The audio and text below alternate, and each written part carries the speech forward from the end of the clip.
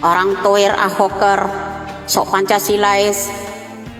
Emang lo kira di Indonesia nih yang paling besar berperan dalam kemerdekaan berkembang karena CP kalau bukan para waliullah? Allah,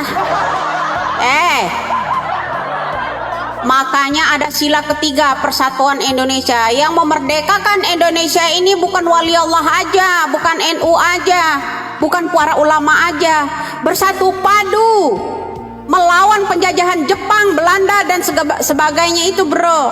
Masih banyak orang-orang yang berdarah Cina, bahkan ya yang namanya Ma Cheng-hi, penyiar agama Islam itu masih berdarah Cina, bukan berdarah Yaman. Ya itu keturunan leluhurnya Gus Dur. Sampai saat ini itu mereka itu masih keturunan Tionghoa. Lo harus tahu itu.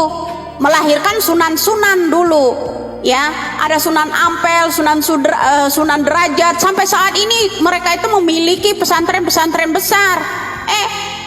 Kau kira negara ini negara apaan? Ini persatuan, ya. Dimenangkan persatuan karena berdasarkan persatuan, bersatu padu antara ulama dengan rakyat maupun Cina yang berdarah Cina dan sebagainya.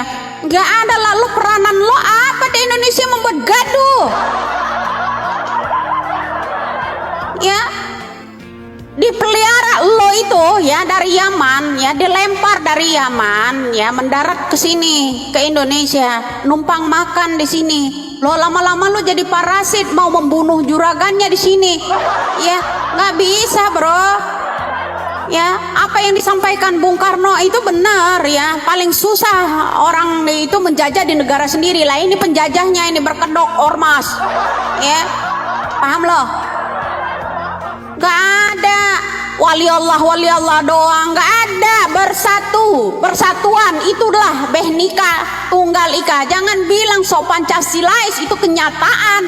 Ya, jangan diobok-obok negara ini dengan sikap-sikap kalian yang intoleran seperti itu. Ya, sok-sok paling beragama sendiri. Pret. Ya. Ngaca woi, di Indonesia ini ngaca, ya. Siapa lo itu? Kalau saya ya bersifat seperti ini. Orang-orang parasit di Indonesia ini ya udah numpang makan, lama-lama ingin berkuasa.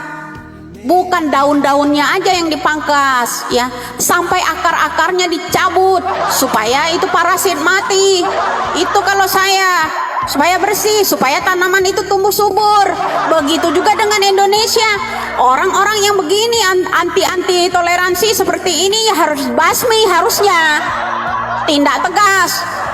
Ya, orang yang tidak pernah mengakui presidennya juga itu harusnya udah dideportasi di Indonesia nih. Masih dikasih kendor aja.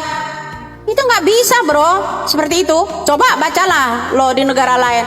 Juga junjungan-junjungan lo model-model begini. Di Arab aja coba suruh kembali. Bisa nggak dia nginjek lagi Arab? Kalau nggak itu misah itu lehernya.